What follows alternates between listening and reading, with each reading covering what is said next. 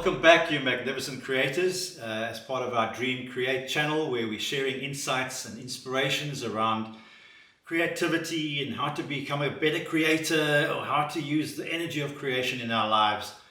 I had the wonderful privilege of living with a father who was, in my opinion, only when I reflect back late in life, quite an inventor and quite a creator. He built everything that you could imagine at home with his bare hands and the tools that he had.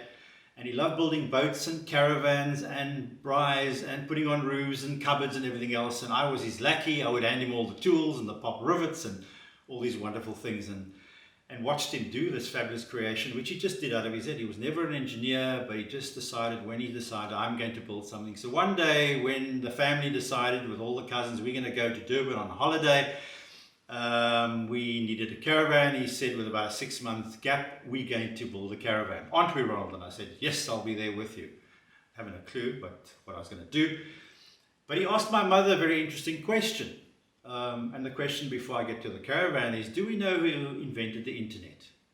So now I'm going to share with you a story about, here's a person who invented the end-on kitchen of the caravan. So when he asked my mother what she would like, she said, I'd like a caravan with an end-on kitchen. And he said, well, they don't exist, and if you have to buy a caravan or build a caravan, the kitchen's in the middle of the caravan. She said, yes, but everybody's always running around and interfering with people while they're in the kitchen, and it's dangerous.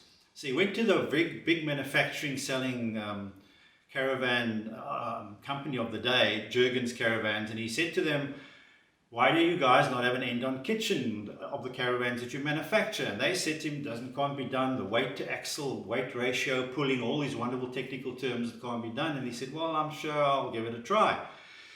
And so he got his uncle, he's my uncle around and various people. And he said, okay, let's see how we can do this. He sketched it out and they said, I think it could be done. Let's give it a try. So over the next 3 or 4 months, we built the caravan with an end-on kitchen. According to legend at the time, the first ever. And then it seemed to work in terms of the weight ratio in the front and the pulling ability of the caravan.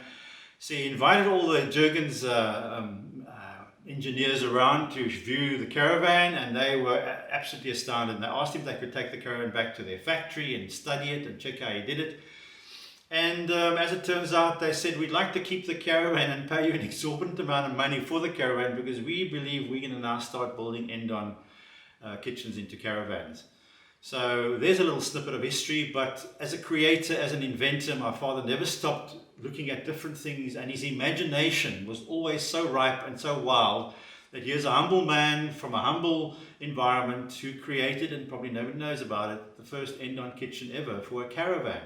So imagination comes from everywhere, but I also love the part of the story that my mother said to him, what about an end-on kitchen? So somebody who's not even an engineer, who's even involved in anything, was also part of the creative process. So that's just a wonderful story about creativity, imagination, and it's been spurred on by just a simple idea of, what if we just do this? That's the big question, and can it be done?